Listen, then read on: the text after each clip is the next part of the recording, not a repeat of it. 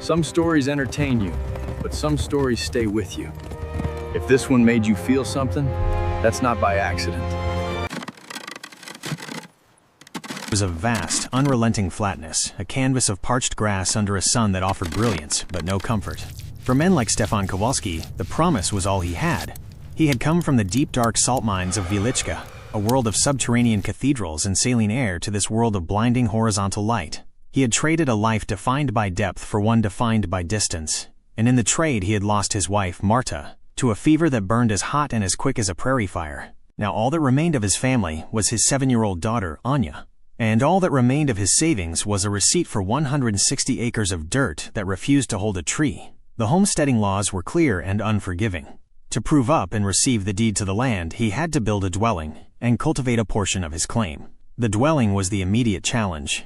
The nearest stand of usable timber was a 2-day journey away, a journey he could not afford in time or money. His neighbors, mostly stoic Germans and ambitious Irishmen, were building sod houses. They sliced the prairie into thick root-matted bricks, which they called Nebraska marble, and stacked them into stout, dark walls.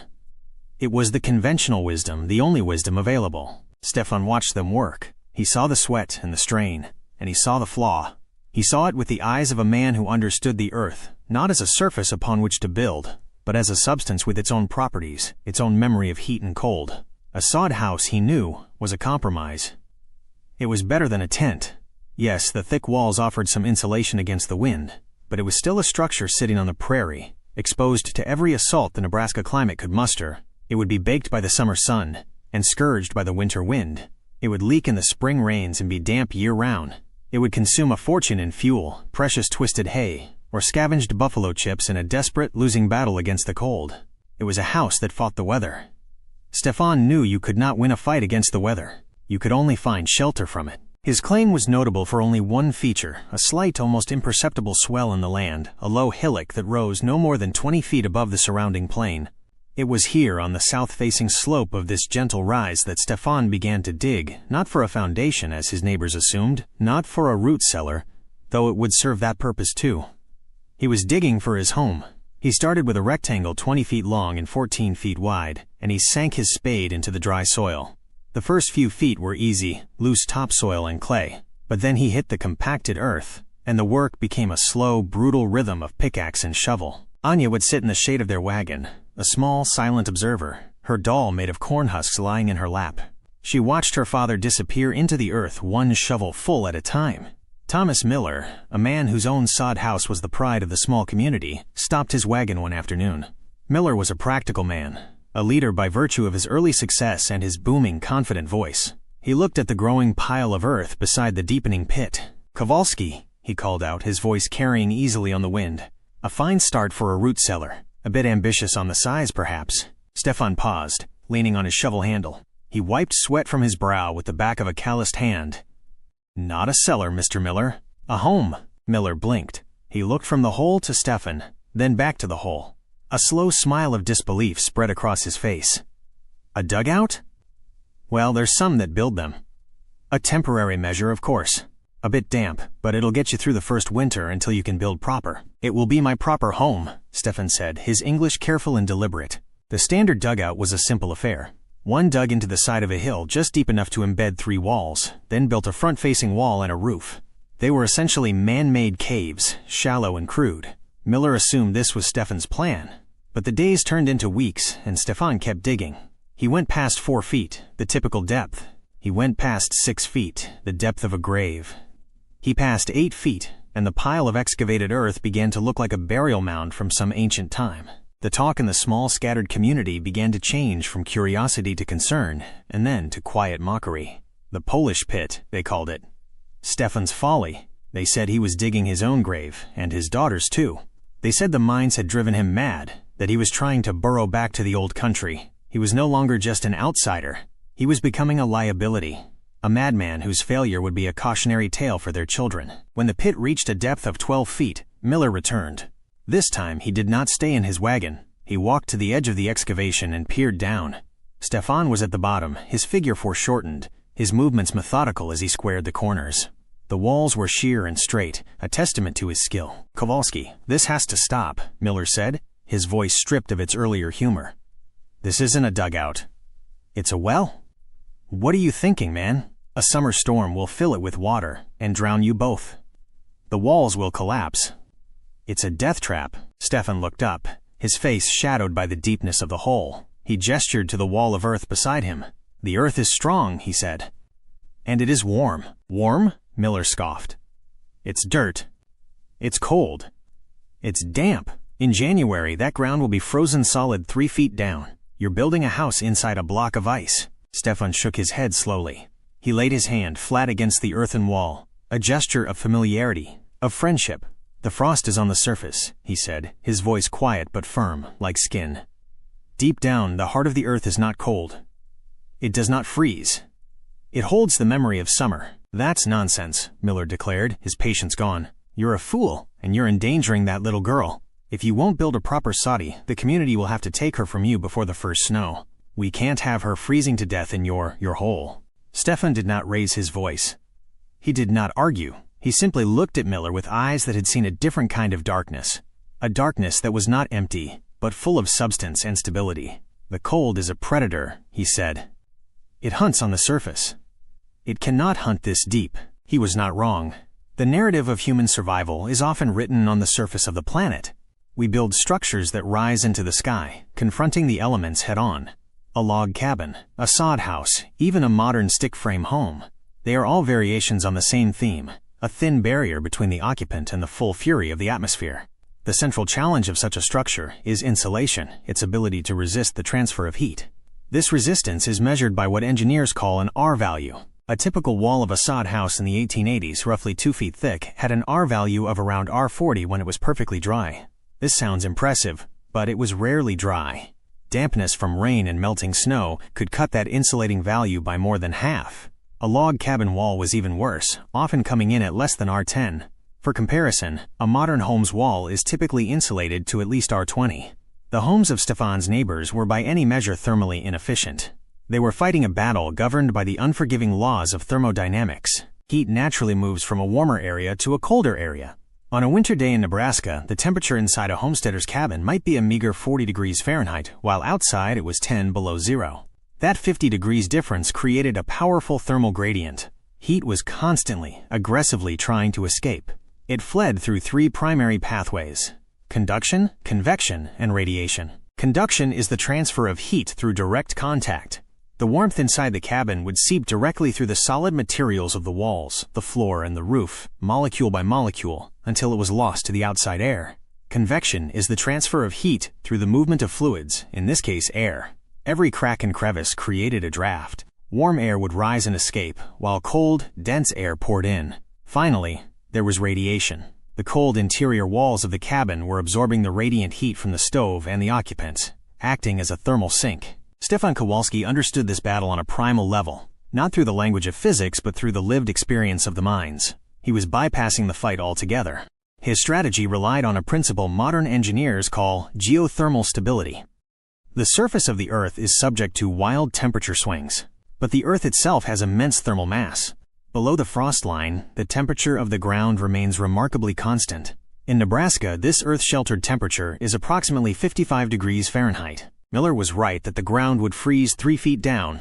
What he failed to comprehend was that Stefan was not living in the top 3 feet. By digging his dwelling 12 feet into the earth, Stefan was placing his family not inside a block of ice, but inside a massive, perfectly regulated thermal battery. The surrounding earth would not be stealing heat. It would be holding his home's temperature at a stable baseline of 55 degrees. The earth itself was providing the first 65 degrees of heating for free. The walls of his home were not a thermal leak. They were the source of his stability. He finished the excavation in late September. He created a rectangular cavern with vertical walls. He spent a week plastering the earthen walls with a thick layer of clay mixed with prairie grass. When it dried, it was as hard as brick, creating a smooth, stable surface that was also an excellent vapor barrier. For the roof, he laid thick cottonwood beams across which he layered willow branches, a thick coating of hay, and finally the original sod bricks. He built them up into a thick, insulating mound. The only visible signs of habitation were a sturdy wooden door set into the south-facing slope, a small deep-set window, and a single stovepipe poking out of the grassy roof. Inside, the space was divided into 2 rooms. The floor was hard-packed earth covered with canvas tarps. He built a small, efficient cast-iron stove near the center. The south-facing window was his masterstroke. In winter, the low sun would stream directly through the window, warming the dark earth floor and the back wall, passive solar gain. When his neighbors saw the finished structure, they shook their heads. It seemed a tomb, a burrow fit for an animal, not a man. Stefan saw a sanctuary. The autumn was deceptively mild. Inside his dugout, Stefan and Anya established a new rhythm. The light was soft and indirect. The air was still and quiet. The temperature held steady. On the warmest October afternoons, it might rise to 60 degrees. On the coldest nights, it never fell below 55. They had yet to light a fire. Anya, who had been quiet and withdrawn since her mother's death, began to change. In the stable warmth of their earthen home, she seemed to unfold. She chattered as she played. She was not cold. She felt safe, anchored to the world. For the first time, Stefan heard her hum the lullabies her mother used to sing. It was the sound of a child finding home. The first real cold snap arrived in late November. In Thomas Miller's house, his wife Sarah lit the stove for the first time. Stefan lit his stove as well, but he did not need a roaring fire. He used just a few twists of hay. The effect was immediate. Starting from its 55 degrees baseline, the temperature climbed to 68 degrees within an hour. He could keep the dwelling comfortable for 24 hours, with an amount of fuel his neighbors would burn in 2 hours. He was not heating his house, he was nudging it. The winter deepened. On January 12, 1888, the day began with an unusual warmth. Children went to school in light coats. No one saw what was coming. Around midday, the sky dropped like a wall. A massive Arctic cold front slammed into the prairie. The temperature fell tens of degrees in minutes.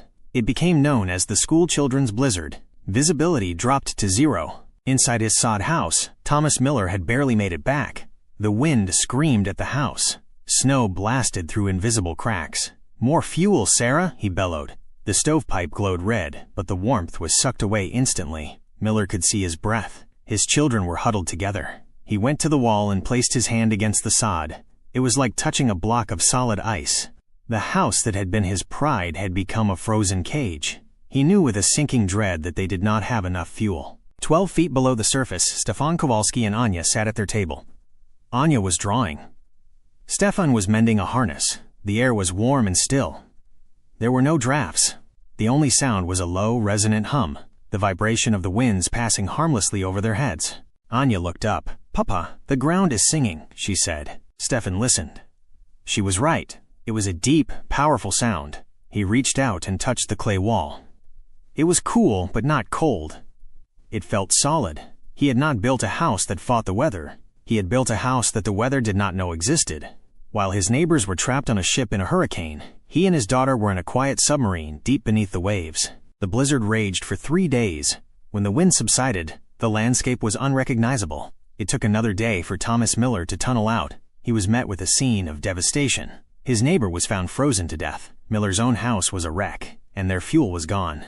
They would not survive another night. There was only one place to go. He had to see if the madman's luck had held. He wrapped himself in every layer he owned and began the trek.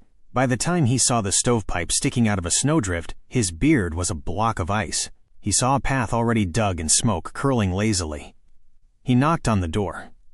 It opened.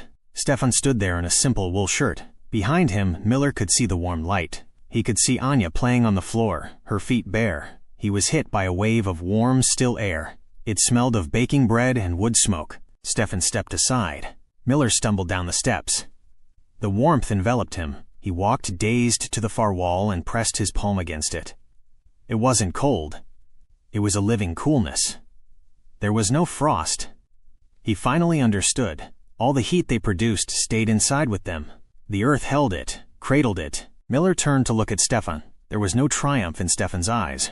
Tears welled in Miller's eyes. "Kowalski," he whispered. "My fuel, it's gone. The children, they are so cold." Stefan nodded slowly. He picked up 2 hay bales, an amount that would last a full day here. He handed Miller a loaf of bread. "Go," Stefan said. "Bring your family. There is room." Thomas Miller brought his family to take shelter in Stefan's folly. They spent the next week in the warmth and safety of the dugout. When the spring came, the community began to rebuild, but they did not rebuild the same way. Thomas Miller became Stefan's most fervent advocate. They called it the Kowalski method. That spring, 6 new homes were dug into the slopes. They learned that a home's greatest strength was not in the thickness of its walls, but in its connection to the earth. Stefan Kowalski never became a rich man. He lived out his days as a quiet, respected figure.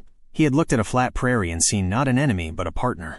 His legacy was written in the land itself, in the warm, secure homes that allowed a community to thrive. In his journal he wrote, "Men will spend their lives striking the rock, trying to shatter it. But the wise man knows the rock itself is the treasure. You must only ask it for shelter." We all build our lives like sod houses, fighting a constant battle to keep the warmth in. But perhaps the real answers are buried, waiting for us to have the courage to dig. What source of quiet, constant warmth are we ignoring? Your shelter is there. The earth is waiting. All you have to do is start digging. If you enjoyed this story of survival and hidden wisdom, please like, share, and subscribe to help us bring more historical tales to life.